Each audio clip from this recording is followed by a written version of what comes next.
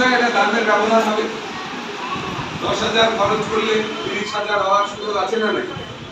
তো আপনারা একটা পরীক্ষামূলক ভাবে একটা পুকুর কারণ নেন, এই একটা পুকুরে মাছ চাষ করেন, চারিপাশে ছোট বাঁশের মাচা ফাচা দিয়ে পোলট্রির কিছু মুরগি রাখেন, একসাথে দোকানে কারবারে রাখেন যে আমার 20,000 টাকা সেটা 50,000-এ যাচ্ছে কিনা। একবার আমরা দেখি, যদি আমরা পরিশ্রম দিতে পারি, এতগুলো মুখ আছি আমরা, আর আমাদের কাজটা তো সমবেত হবে, সবাই মিলে যদি করি, আমি দায়িত্ব নিয়ে বলছি, কেউ আমরা লোককে লসের লোক দেখবো না। আর 10টা মেয়ে যদি 30,000 ইনভেস্ট করে, তাহলে মাথা পিছু 3,000 দাঁড়ায়। আপনি যদি একা করেন ওই কাজটা, আপনাকে 30,000 দিতে হবে, এটা আপনার ক্ষেত্রে কিন্তু কঠিন।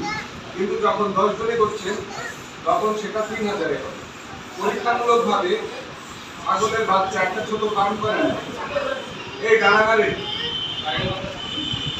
আমরা যদি ছাগলের কটা বাচ্চা কিনি, নিজে বাড়িতেও কিনছি আমরা, 2,000 5,000 কিনছি, কোরবানির চাইলে সেটা 20,000-এ বিক্রি হচ্ছে। তো আমরা যদি সমবেত ভাবে, আমাদের পাড়ায় এখনো জায়গা আছে, গরিব মানুষ যতই হোক, বাড়িতে কিন্তু 10টা ছাগল রাখার মতো প্রত্যেকের জায়গা আছে।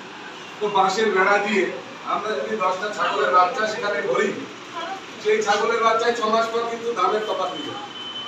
তো এইভাবে আপনাদেরকে ছোট ছোট করে উদ্যোগ নিতে হবে, আমাদেরকেও দেখিয়ে দিতে হবে যে আমরা কিন্তু আমাদের রোজগার বাড়িয়েছি, কিন্তু আমাদের মানসিক বল অনেক কম।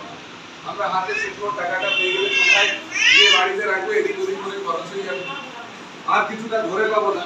কিন্তু যদি আপনি লগ্নি করেন, আপনার টাকাটাকে আপনি দেখতে পাবেন, আর আপনাকে 6 মাস একটু মুখে চোয়াল শক্ত করে অপেক্ষা করতে হবে, ওখানে পরিশ্রমও দিতে হবে, তারপরে পয়সাটা কিন্তু আপনার ডবল হবে, মাল্টিপ্লাই হবে। আর অনেক বক্তব্য করবো না, তারপর বাচ্চারা স্কুলে ঢুকেছে, সমবায় নিয়ে এই ধরনের অজস্র উদ্যোগ আমাদের হাতে আমরা নিতে পারি, এগুলো ফেল করবে না। কিন্তু কিছু কিছু প্রজেক্ট এর আগে আমি দেখেছি, এই সিল্কের শাড়ি আমাদের পাশে ফিরোজ ভাইরা এক সময় চালায়, শাড়ির উপর এমব্রয়ডারি, কিন্তু এগুলো কঠিন, এটাকে মার্কেটিং করা কঠিন। কিন্তু আমি যেটা বললাম, একটা ছাগল পুষে বাজারে বেচা খুব সহজ, একটা মাছ চাষ করে মাছটাকে বাজারজাত করা ভীষণ সহজ। আমরা সেই কাজে যাব, অন্তত যেখানে আমাদের পয়সাটাকে বাজার থেকে আনতে পারে। কিন্তু আপনি একটা বড় লোকের বউয়ের জন্য শাড়ি তৈরি করবেন, অনেক পরিশ্রম, এবার সেই বড় লোকের বউ কিনল, আপনার শাড়ি পরে থাকলো, অনেকদিন তাকে সাজিয়েছেন, কেটেছেন, বাজারে গেল না, পয়সা পেলেন না, এই করে মুখ খাবড়ে পড়েছে। আর আমাদের হাতে এমনিতে পুঁজি কম, আমাদের যে পুঁজিটা আটকাবে সেটাই আমাদের কাছে কঠিন হবে। তাই সহজ সহজ করে ভেবে ছোট ছোট উদ্যোগ গ্রহণ করতে হবে। আমরাও ভাবছি, রিসেন্টলি আজকেও আপনাদের ডেপুটি পিডির সাথে আমার বসা আছে ইলেকশন নিয়ে, তো আমরাও চেষ্টা করছি ব্লকে আমরাও একটা মিটিং করে আপনাদের গ্রুপে যারাই সামনে থাকেন সবাইকে ডাকবো।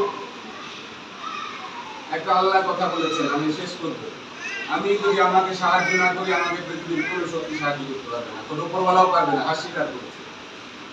আপনাকে আপনাকে হেল্প করতে হবে, তারপরে আল্লাহ বা ঈশ্বর আপনাকে সাহায্য করবে।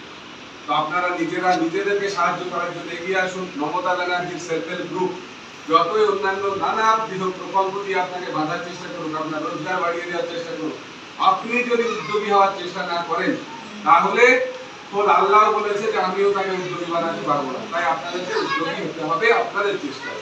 সকলকে আরো একবার আমার সালাম রইল, শুভেচ্ছা রইল, সকলে ভালো থাকুন। পয়সা পাচ্ছেন, ভালো কাজে লাগান। তার কারণ বাড়িতে বাড়িতে আমি জানি এই মহিলাটার আমাদের বাড়ি বাড়ি আমার ঘোরা, প্রত্যেকে ওই বন্ধন ব্যাংকের বাঁধন থেকে আমাদেরকে বেড়াতে হবে। ওরা বন্ধন নামটাই দিয়েছে খুব বুদ্ধি করে, হ্যাঁ, বন্ধন মানে বাধা, বেঁধে রাখা। তো এই যে কে যে বুদ্ধিজীবী ছিল কে জানি, চন্দ্রশেখর ঘোষ, ওই ভদ্রলোকের নাম, আমাদের পাড়ার ছেলে, আজকে 3,000 কোটি টাকা ব্যাংকের বিভিন্ন জায়গায় সারা ভারতবর্ষে শাখা শুরু হয়েছিল একটা এই ছোট্ট ঘর দিয়ে, পাড়ার লোককে 10,000 20,000 দিয়ে লোন দিত, আর ওই 100 টাকা 20,000 দিলাম, 20,000-এর 100 টাকা কত হয়, 100 গুণ হলে কত হয়, 40,000 হয়, ডবল হয়। তো এইভাবে ওরা এখনো কিন্তু এমন ভাবে ওদের ঋণ, আপনাকে 10,000 দেয়, আগেই দেখবেন একটা টাকা কেটে নেয় প্রায় 1,000 টাকা, তাহলে 9,000 দিলেন, কিন্তু সমবায় বা ব্যাংক আপনার কাছে কোনো টাকা কাটে না। এগুলো বুঝুন আর সঠিক প্রতিষ্ঠান থেকে লোন গ্রহণ করুন। সমবায় আপনাদের পাশে আছে, পশ্চিমবঙ্গ সরকার আপনাদের সাথে আছে। সকলকে আমি অন্ততকে বলবো যে উদ্যোগী হওয়ার চেষ্টা আপনারা করুন। আমরা পাশে থেকে যতদূর সম্ভব আপনাদের পাশে অঞ্চল দাঁড়াবে। এখানে সেলিমরা আছে, নজরুলরা আছে, আমাদের সাবসিডিটা তো নেওয়া যায়।